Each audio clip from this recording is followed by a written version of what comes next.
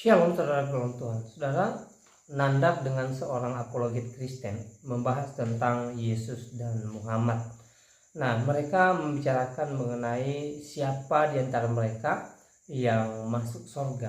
Dan saudara dalam Tuhan, pembahasan ini sangat seru dan pastinya membuka wawasan kita ya. Jadi mari kita melihat videonya terlebih dahulu sebelum kita memberikan tanggapan terhadapnya. Dan pastikan tekan tombol like, subscribe, dan share video ini supaya menjadi berkat bagi banyak orang.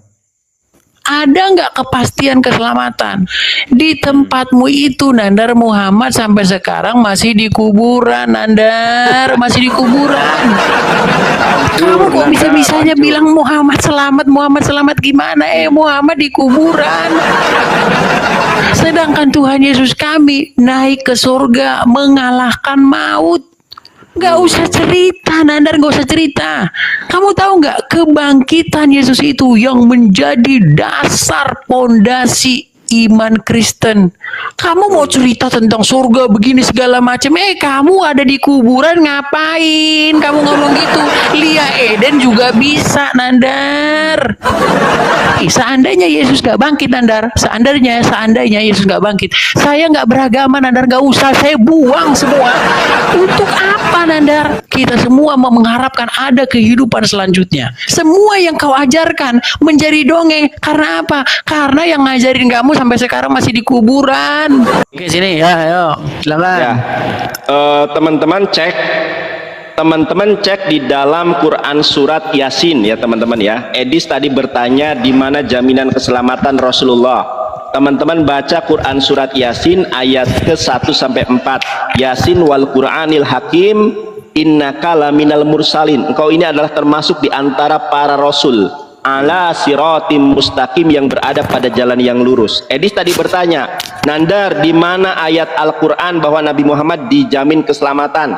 Sekarang kita buka Quran surat ke-37 teman-teman ya. Quran surat ke-37 ayat ke-181. Saya bukakan ya teman-teman ya. Nah ini ayat ke-181, wassalamun, dan keselamatan alal mursyalin, dan salam sejahtera bagi para rasul. Ternyata para rasul di dalam Islam ini mendapatkan jaminan keselamatan. Quran surat 37 ayat 181, wassalamun alal mursalin, wassalamun, dan keselamatan bagi para rasul. Nah, di dalam Kristen di mana keselamatannya? Ya, si Edis tadi mengatakan, Nandar, kalau orang Kristen terjatuh dalam dosa, ya bertobat lagi. Saya nggak bertanya bertobat lagi.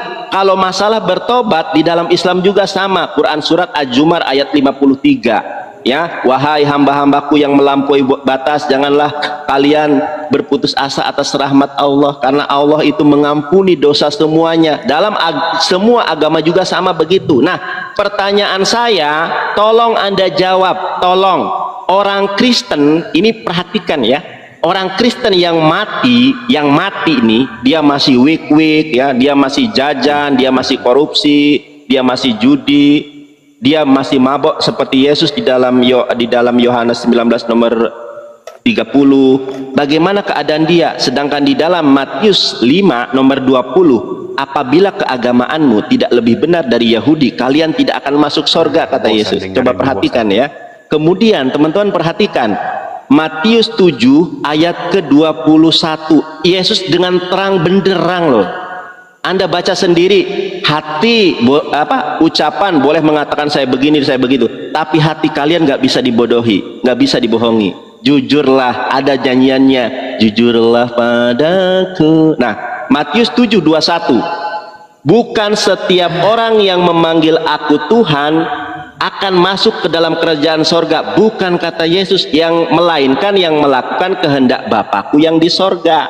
Galatia 5 nomor 21, siapa yang mabuk pesta pora, dia tidak akan masuk sorga. Lah, Yesus aja terakhir kematiannya karena mabuk anggur asam, berarti Yesus tidak masuk sorga dong. Bagaimana bisa menjamin orang lain ke sorga, orang Yesus sendiri mabuk?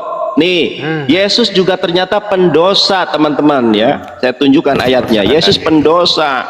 Bagaimana dia pendosa masuk surga? Yesus pendosa ya. Saya tunjukkan ayatnya nih. Yesus pendosa. Di mana ya? Di sini nggak ada nih center Yesus. Lukas 15 nomor 18. Yesus ternyata manusia pendosa, teman-teman. Ini nih, aku bangkit dan pergi. Siapa yang bangkit di dalam Kristenan? Yesus kepada Bapakku dan berkata kepada Bapa, aku telah berdosa, ya, terhadap sorga dan terhadap Bapa. Tidak pernah ada yang pergi ke sorga kecuali hanya Yesus. Menurut Kristen ya, ternyata Yesus juga berdosa. Bahkan dia poligami, menikah. Bahkan di dalam Lukas 7 nomor 38, Yesus itu berdosa, harus dirajam. Kenapa? Karena dicium oleh Maria Magdalena. Mwah. Tuh. Tolong jawab pertanyaan saya, ya. Di mana Yesus dalilnya menebus dosa orang Kristen? Dosa apa yang ditebus? Tolong perhatikan. Kemudian saya tanya kepada Anda, bagaimana kalau orang Kristen mati nih? Orang Kristen kayak si yang video 9 detik tuh ya kan, mati nih, misalnya mati dia sudah berzina, mati nih dalam keadaan Kristen nih. Kemudian dia ya namanya juga mati belum bertobat. Bagaimana keselamatan bagi orang Kristen yang mati dalam keadaan berdosa belum bertobat? Coba jelaskan kepada saya. Sampai garuk-garuk ketek, saking otaknya sudah kosong sampai garuk-garuk ketek dia. Tidak ada Edis orang Kristen yang sanggup mengalahkan saya masalah jaminan keselamatan. Tidak pernah ada jaminan keselamatan dalam Kristen. Yang masuk surga menurut Kristen adalah yang melakukan keinginan roh. Siapa saya? Kasih, sukacita, damai sejahtera, kesabaran, kemurahan, kebaikan, kesetiaan, kelemah lembutan, dan penguasaan diri. Kristen bisanya miabi Kristen, miahilapah Kristen, wik-wik terus kerjaannya, mati dalam keadaan Kristen, masuk neraka. Markus 9 ayat ke-49, jeder kau. Yesus ternyata berdosa. Ya, kasih waktu Nandar. Ini terakhir ya. Terakhir ya. Saya mau makan loh Nandar. Udah. Silakan, gak apa-apa. Kalau terakhir berarti aku closing dong. Kamu closing dulu. Yang mulai kamu lo dulu tadi pertama. Kalau yang mulai yang closing terakhir. Kalau kamu yang mulai, kabur. Gimana sih? Kalau kamu yang mulai, saya yang nutup. Gimana sih Nandar? Kesepakatannya loh. Kalau kamu yang mulai, saya yang nutup. Ada kesepakatan gimana seperti sih? itu enggak? Kesepakatan kalau itu biar yang adil, memulai. dengar. Yang kalau kamu mulai, berarti waktunya kan lebih banyak kamu. Enggak apa-apa. Berarti saya terakhir. Enggak apa-apa kalau kamu sudah tidak sanggup hadapi saya. Bukan tidak sanggup, memang udah janjinya. Jawab pertanyaan saya. Terima itu. Edis babak belur, dia nggak sanggup. Baik, sampai ya, mau stop. teman-teman sekalian. Silakan. Jadi memang kalau teman-teman merasa bahwa Nandar ini agak sedikit agak lain orangnya, memang benar teman-teman. Dia sendiri yang ajukan tema tentang jaminan keselamatan, tapi dia lari kemana-mana. Dibahas lagi Yesus menikah, dibahas lagi ini, semua fitnah, semua narasinya. Lihat teman-teman Muslimnya sendiri pun itu tahu kalau dia ini udah nggak jelas lagi orangnya. Seperti petinju yang matanya kena ketutup kena debu, dia mukul asal-asal pukul aja, nggak tahu siapa yang dipukul. Udah salah-salan. Nandar, ingat Nandar, tema kita jaminan keselamatan. Ada nggak kepastian keselamatan? Kemarin sudah saya bilang Nandar, di tempatmu itu Nandar, Muhammad sampai sekarang masih di kuburan Nandar, masih di kuburan. Kamu kok bisa-bisanya bilang Muhammad selamat gimana? Muhammad di kuburan. Sedangkan Tuhan Yesus kami naik ke surga mengalahkan maut. Betul. Nggak usah cerita Nandar, nggak usah cerita. Ya. Kamu tahu nggak kebangkitan Yesus itu yang menjadi dasar pondasi iman Kristen. Kamu mau cerita tentang surga begini segala macam, kamu ada di kuburan ngapain? Kamu ngomong gitu. Lia Eden juga bisa Nandar. Mirza Ghulam Ahmad juga bisa ngomong pintu surga akan dibuka nanti setelahku. Ya semua bisa Nandar kalau cuma ngomong gitu. Ya. Semua bisa, tapi hanya Yesus yang bangkit mengalahkan maut naik ke surga. Itu Nandar kayak gitu. Seandainya Yesus gak bangkit Nandar, seandainya Yesus gak bangkit, saya gak beragama Nandar, gak usah, saya buang semua. Untuk apa Nandar? Kamu tahu gak, kita semua percaya dengan hari kebangkitan. Kita semua mengharapkan ada kehidupan selanjutnya. Apakah itu mitos ataukah itu dongeng? Coba. Semua yang kau ajarkan menjadi dongeng. Karena apa? Karena yang ngajarin kamu sampai sekarang masih di kuburan. Sementara kami, Yesus bangkit. Kebangkitan Yesus itu menjadi dasar kami percaya bahwa kami juga kelak akan dibangkitkan, Nandar. Bukan omong kosong, gitu loh. Itu aja kau pikirkan. Oh, mau melari dia, lari. Kau mau lari, Nandar? Di mana kau, Nandar? Lari kau, Nandar. Lari si Nandar, gak kelihatan mukanya, malu dia. Kau bilang ini lari, lihat tuh, udah nggak tahu dia kemana, teman-teman. Jadi teman-teman sekalian ya, Yesus hidup, Muhammad sampai detik ini di kuburan, teman-teman, di kuburan. Muhammad di kuburan, Nandar. Tega kamu, tega. Kau serahkan dirimu dipimpin oleh orang yang di kuburan, Nandar. Tega kamu, Nandar. Datang kau kepada Tuhan Yesus, Nandar. Berilah dirimu dipimpin oleh Sang Firman yang hidup. Jangan beri dirimu dipimpin oleh orang yang sekarang masih di kuburan. Itu loh, kau jangan cerita-cerita ini. Kita nggak usah cerita-cerita mitos, Nandar. Ya, tahu nggak kamu, Nandar? Di dalam Injil itu tertulis, apa yang kami lihat, apa yang kami raba tentang firman yang hidup, itulah yang kami beritakan kepada kamu. Ingat, Nandar, Bible ya, Bible itu didirikan atas dasar pondasi atau peristiwa yang terjadi, yang benar-benar terjadi, bukan yang nggak terjadi, yang dada dibelah-belah, dicuci-cuci pakai air jam-jam, ya kan? Di mana itu, Nandar? Ya, makanya, Nandar ya, percayalah kepada peristiwa sejarah, jangan percaya kepada dongeng. Ya, Nandar ya, kebangkitan Yesus itu adalah fakta sejarah yang disaksikan murid-muridnya, di mana murid-murid itu melihat, meraba tentang firman yang hidup itu. Itu yang diberitakan kepada kamu. Manuskrip-manuskripnya bertebaran di mana-mana. Berita-berita tentang Yesus ditulis dari tahun ke tahun, dari masa ke masa, diberitakan terus dari zaman ke zaman kepada seluruh dunia. Kamu memberitakan orang mati di kuburan. Ngapain kau jauh-jauh? Tetangga saya itu juga mati di kuburan juga, ngapain? Kau beritakan itu tentang firman yang hidup. Kau beritakan orang mati di kuburan. Aduh, Nandar, bisa. Udah, nangis kau ya. Sebentar, masih kau datang besok. Biar saya. Mau lari. Sebentar, teman-teman lihat udah, ya. Sekarang closing statement. Itu udah closing statement dari saya. Gak berani lagi dia. Kita, bukan gak berani. Saya mau makan loh. Nandar, saya mau makan. Kabur. Sudah 2 jam saya tahan ini. Tidak menjawab pertanyaan saya. Nandar, semua saya mau makan dulu. Aduh, Nandar, ini gimana sih?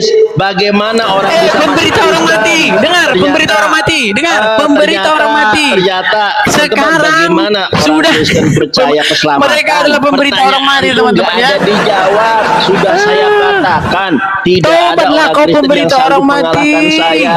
Orang saya tanya, dengar, apa jawabannya? Dogma, dengarkan. Di mana ayatnya?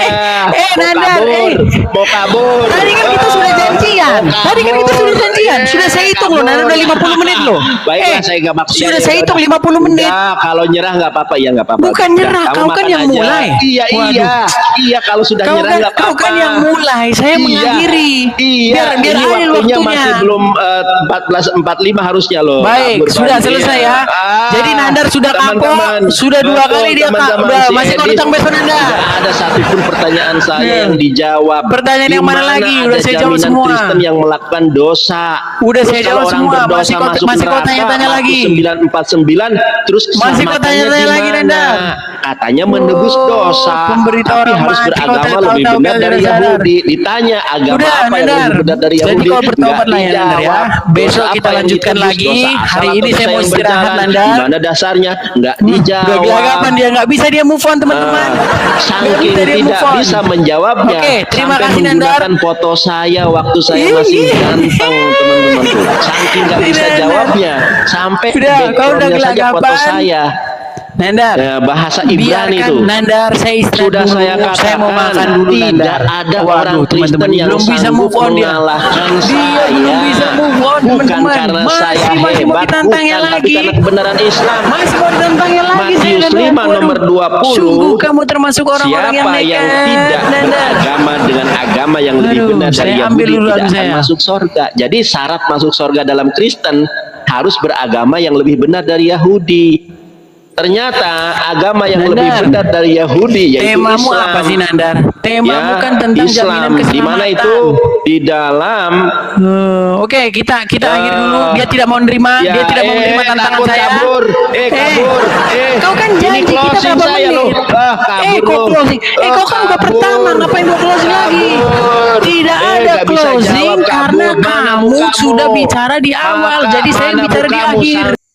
Baik, salam Tuhan, itu videonya kita sudah mendengarkan percakapan antara Nandar dengan seorang apologet Kristen membahas tentang Yesus dan Muhammad, dan mereka membicarakan siapa yang masuk surga di antara kedua tokoh ini. Nah, saudara Tuhan, ya, banyak hal yang mereka bicarakan di video tadi kita sudah dengar bersama, dan di kesempatan ini ya saya mau sampaikan satu poin dari apa yang mereka sampaikan, bahwa di dalam Kristen ya Yesus itu jelas bahwa dia adalah Allah itu sendiri.